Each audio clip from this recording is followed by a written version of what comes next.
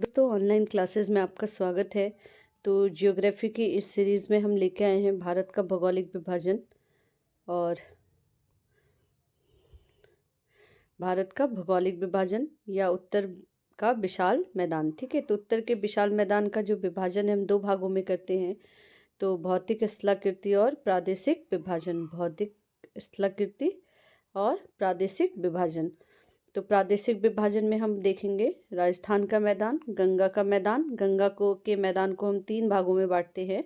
ऊपरी गंगा का मैदान, मध्य गंगा का मैदान और निम्न गंगा का मैदान। देखिए ये हमारा है राजस्थान वाला एरिया, है ना। तो इसको हमने कह दिया राजस्थान का मैदान। और इधर है पंजाब और हरियाणा वाला एरिया, तो इसको हमने देखिए पंजाब और हरियाणा के मैदान के नाम से इसको नाम दे दिया। और ये ऊपरी गंगा का मैदान, ये मध्य गंगा का मैदान और ये पश्चिम बंगाल वाला पूरा जो एरिया है ये निम्न गंगा का मैदान। और इधर ये असम में जो मैदान बनाता है असम या फिर ब्रह्मपुत्र नदी का मैदान। ठीक है, तो उसके बाद हम पढ़ेंगे ब्रह्मपुत्र का मैदान। तो इसको हमने कितने भागों में बांटा? राजस्थान का मैदान, गंगा का मैदान और ब्रह्मपुत्र का मैदान, तीन भागों में। प्रादेशिक विभाजन को हमने तीन भागों में बांटा। उसके बाद देखते हैं भौतिक स्थलाकृति में। तो भौतिक स्थलाकृति में हम क्या पढ़ेंगे? भाबर पढ़ेंगे, तराई पढ़ेंगे, बांगर, भूड़ और रेह, खादर और डेल्टा। ठीक है, तो इससे पहले हमने भू सन्नुत्ति को सिद्धांत को पढ़ा था। इसमें हमने देखा था कि ये हिमालय है और हिमालय के दोनों जो ये आपकी भारतीय प्लेट थी और ये यूरेशिया प्लेट थी, तो ये आकर यहाँ पे आपस में टकरा गई थी। और इसमें क्या हुआ, फिर बीच में यहाँ पे क्या था, थोड़ी स्पेस था। जब हिमालय बना तो ये जो जो गड्ढे वाला इलाका रह गया था, तो नदियाँ इसमें क्या करके लाई, नदियाँ यहाँ से नदियाँ बहती थी, तो नदियों ने यहाँ पे क्या करा, अवसाद इकट्ठा किया और विशाल मैदान को बनाया। ठीक है, तो हिमालय की साइड से और दोनों साइड से, भारतीय प्लेट से भी और हिमालय से भी दोनों तरफ से नदियाँ बहती थी। और नदियाँ जो भी अवसाद लाती थी वो यहाँ पे इकट्ठा कर देती थी, जिससे भारत के विशाल मैदान बने, है ना। तो निर्माण देखिए, प्लेट टेक्टोनिक यानी कि मैदान का निर्माण, जब नदियाँ पर्वतों से मिट्टी काट कर लाती हैं और वो मिट्टी एक जगह पे इकट्ठा हो जाती है, तो मैदान का क्या होता है, निर्माण होता है, जैसे ये बताया। ठीक है, ये देखिए इधर से भी नदियाँ अवसाद लाई, इधर से भी नदियाँ अवसाद लाई और यहाँ पे इकट्ठा कर दिया, तो क्या बना, मैदान का निर्माण हुआ। अब देखिए भौतिक विभाजन या स्थलाकृति विभाजन में हम देखेंगे, पहला टॉपिक है हमारा भाबर। ठीक है, तो ये महान हिमालय है, मध्य हिमालय है और ये शिवालिक है। तो शिवालिक से नदियाँ जब आपके बह के आती हैं और यहाँ पे अपने गिरिपदी क्षेत्र में, यानी कि जो पदों का क्षेत्र है, शिवालिक के नीचे वाला इलाका जो है, यहाँ पे कंकड़ बजरी पत्थर इकट्ठा कर देती हैं और इसी एरिया को हमने क्या कह दिया, भाबर। ठीक है, भाबर। तो भाबर का निर्माण जो है गिरिपदी क्षेत्र में ही होता है, जहाँ से नदियाँ बह के आती हैं तीव्रता से और बहुत सारा अवसाद लेके आती हैं और हिमालय के निचले हिस्से में क्या करती हैं, इकट्ठा कर देती हैं, जो आपके भाबर को निर्माण करती हैं। तो पर्वतों से उतरने वाली जो नदी होती है, वेग, परिवहन श्रमत या अपर्दन की क्षमता अधिकता के कारण बहुत सारा क्या लाती है, अपना मलबा लाती हैं। क्योंकि हिमालय से जो नदियाँ आ रही हैं तो ऊपर से नीचे की तरफ आ रही हैं, तो इनका वेग क्या होगा, तीव्र होगा। और जितने जैसे जैसे प्लेन में आती जाएंगी, वेग क्या होता जाएगा, धीरा होता जाएगा, धीरे धीरे बहने लगेंगी। और शुरुआत में आएंगी तो ये बहुत तीव्रता के साथ बहेंगी, है ना। तो इस कारण अपने साथ ये बहुत सारा यहाँ से क्या करती है, मलबा इकट्ठा करके लाती हैं। और गिरिपथ के आसपास अचानक ढाल कम हो जाने के कारण नदी भारी मलबे को वहीं पे जमा कर देती है ना। तो ये जो गिरिपथ है, यहाँ से नीचे जब समतल भूमि आएगी तो नदियों का वेग क्या हो जाएगा, कम हो जाएगा। तो ये जितना भी मलबा बहा कर लाई थी उनको उनके शिवालिक के गिरिपथों में क्या कर देती है, इकट्ठा छोड़ जाती हैं। यह मलबा बड़े बड़े पत्थर, बजरी, कंकड़ आदि से निर्मित होता है। इसी जमे क्षेत्र को इसी जमे क्षेत्र के अवसाद को क्या कह देते हैं, हम भाबर कह देते हैं। यह अत्यधिक पारगम्य होता है, इसलिए छोटी नदियाँ इसमें से क्या हो जाती हैं, गायब हो जाती है। अब मान लीजिए यहाँ पे क्या हुआ, इन्होंने कंकड़ पत्थर इकट्ठा कर दिया, है ना। कंकड़ पत्थर इकट्ठा करने के बाद अब क्या होगा कि नदियों का जो पानी है वो ऊपर से तो नहीं दिखाई देगा, लेकिन इनके नीचे से नीचे नदियाँ क्या करेंगे, निकल जाएंगी और कहीं दूर जाके ये हमें दिखाई देगी अलग अलग वेगों में। विभिन्न धाराओं में क्या हो जाएगी, ये बढ़ जाएगी, है ना। तो देखिए अब इसलिए छोटी नदियाँ इसमें से क्या हो जाती हैं, गायब हो जाती हैं और भाबर में आगे कई सरिताओं के रूप में निकलती हैं और तराई का क्या करती है, निर्माण करती है। मान लीजिए ये भाबर क्षेत्र हो गया।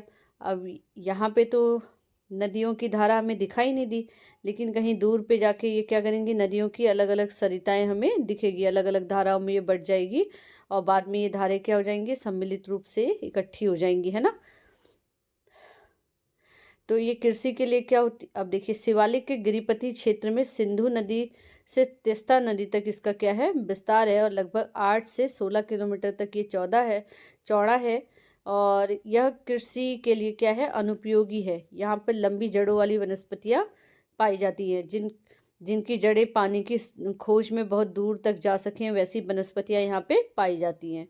ठीक है, तो ये देखिए अब तराई को देखेंगे तो ये शिवालिक क्षेत्र है और ये नीचे यहाँ पे कंकड़ इकट्ठा करके लाई थी, कंकड़ बजरी बड़े बड़े पत्थर को, और उनको इकट्ठा कर दिया था। ये भाबर क्षेत्र का इन्होंने निर्माण किया। उसके बाद देखिए ये तराई क्षेत्र, भाबर के बाद जब ये और आगे गई तो यहाँ पे नरम और दलदली मैदान, इनके नदियों के कारण जो भी अवसाद लाया गया था वो यहाँ इकट्ठा हो गया, है ना। तो ये थोड़ा क्या रहता है, यहाँ नमी ज़्यादा रहती है, इसलिए इसे हमने क्या कह दिया, तराई क्षेत्र। तो भाबर को पार करके जब नदी आगे निकलती है तो कई धाराओं में बढ़ जाती है, इसी कारण क्षेत्र नमी युक्त और दलदली हो जाता है। इसे हम क्या कह देते हैं, तराई कह देते हैं। ठीक है, अब यहाँ पे जो है तराई क्षेत्र पूरब में अधिक चौड़ा रहता है। यहाँ पे प्राकृतिक वनस्पति और वन्यजीव अधिक पाए जाते हैं। कृषि कार्य वनों को साफ करके किया जाता है। चावल, गन्ना, ज्वार जो है आदि कृषि के प्रमुख उत्पादक हैं, है ना। अब ये देखिए शिवालिक रेंज है और इसके नीचे ये वाला क्षेत्र क्या क्या गया, भावर हो गया, है ना। कंकड़ मिट्टी इकट्ठा करा था यहाँ पे, जहाँ पे बड़े बड़े बोल्डर्स थे, ये कौन सा क्षेत्र हो गया, भावर। अब यहाँ से ये नदियाँ निकली हैं अलग अलग सरिताओं के रूप में, क्योंकि ऊपर जब पत्थर आ जाएगा तो नदियाँ जो है, नदियों का पानी ऊपर तो नहीं दिखेगा, नीचे से ये क्या होगी, निकल जाएगी और आगे जाके ये कई धाराओं में क्या हो जाएगी, बढ़ जाएगी, जैसे यहाँ पे दिखाया गया है। देखिए फिर ये धाराएं क्या हो जाएंगी, एक जगह पे संयुक्त हो जाएंगी, है ना। संयुक्त होने के बाद अब जब ये जहाँ तक मिट्टी कंकड़ पत्थर ये इकट्ठा करके ला पाई, वहाँ पे जहाँ तक बहा पाई बहा, और जब इनका भार ज़्यादा हो जाता है तो यहीं पे ये क्या कर देती हैं, छोड़ देती हैं, है ना। तो वहाँ पे ये क्या करती हैं, मैदान का निर्माण करती हैं। तो नदियों द्वारा जो मिट्टी लाई जा गई थी, वो मिट्टी क्या होती है, जमा होने से मैदान बनता है, जिसे हम क्या कहते हैं, जलोढ़ मैदान। तो नदियों के द्वारा जो मिट्टी लाई जाती है, ये जो अलग अलग नदियाँ थी, ये एक सरिताओं के रूप में बहती हैं और एक जगह लाके मिट्टी को इकट्ठा कर देती हैं, जिसको हम क्या कहते हैं, जलोढ़ मैदान कहते हैं। अब जो जलोढ़ मैदान है, 2 प्रकार का होता है, पुराना जलोढ़ मैदान और नया जलोढ़ मैदान।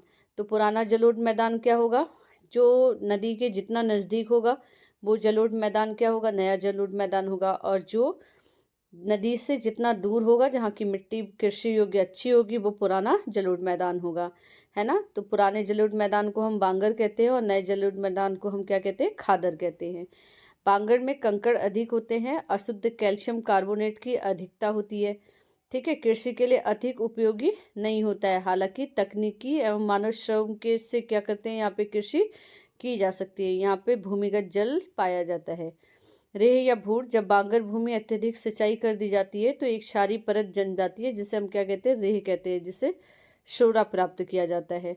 और भूड़ क्या होता है, जब बांगर की ऊपरी मुलायम मिट्टी अपक्षय अपर्दन के द्वारा नष्ट हो जाती है तो बचे हुए कंकड़ीले क्षेत्र को हम क्या कह देते हैं, भूड़ कह देते हैं। बांगर क्षेत्र में हाथी घोड़े के जीवाश्म पाए जाते हैं। खादर में नवीनतम जीवाश्म पाए जाते हैं जो अभी वहाँ पे रह रहे हैं। तो खादर क्या है, नवीन जलोढ़ मिट्टी को हम क्या कहते हैं, खादर कहते हैं।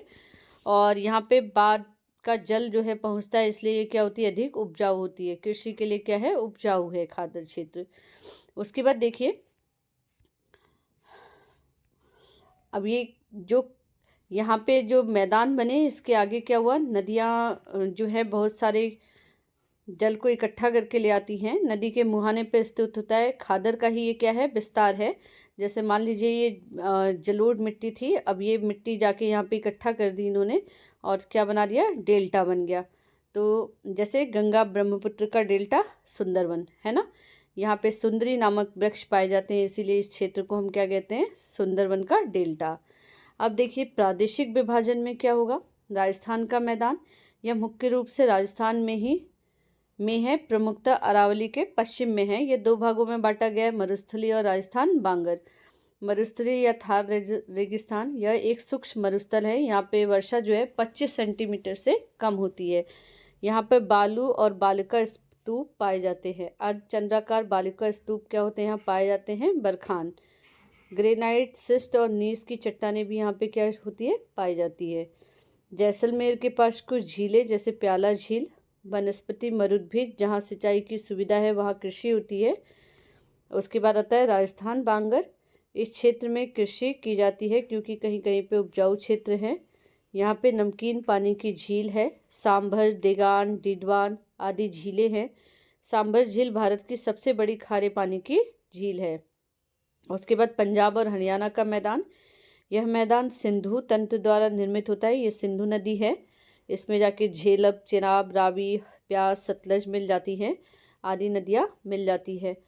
भारत की रावी, ब्यास और सतलज मैदान यहीं पे स्थित है। पंजाब और हरियाणा का मैदान, 2 नदियों के बीच के मैदान को हम क्या कहते हैं, दोआब। अब जैसे सिंधु सागर दोआब, सिंधु प्लस झेलम। सिंधु सागर दोआब किसके मध्य बना है, सिंधु और झेलम के मध्य में बना है। फिर चांच का है, झेलम और चिनाब के मध्य में। फिर रेजना है, रेजना चिनाब और रावी के मध्य में। उसके बाद बारी है, बारी जो है रावी और ब्यास के मध्य में। उसके बाद बिस्ट है, ब्यास और सतलज के मध्य के।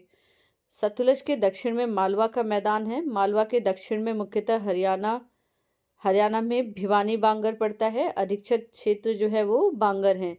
नदियों के निकट खादर क्षेत्र पाया जाता है। और हरियाणा मैदान या दिल्ली कटक एक जल विभाजक है।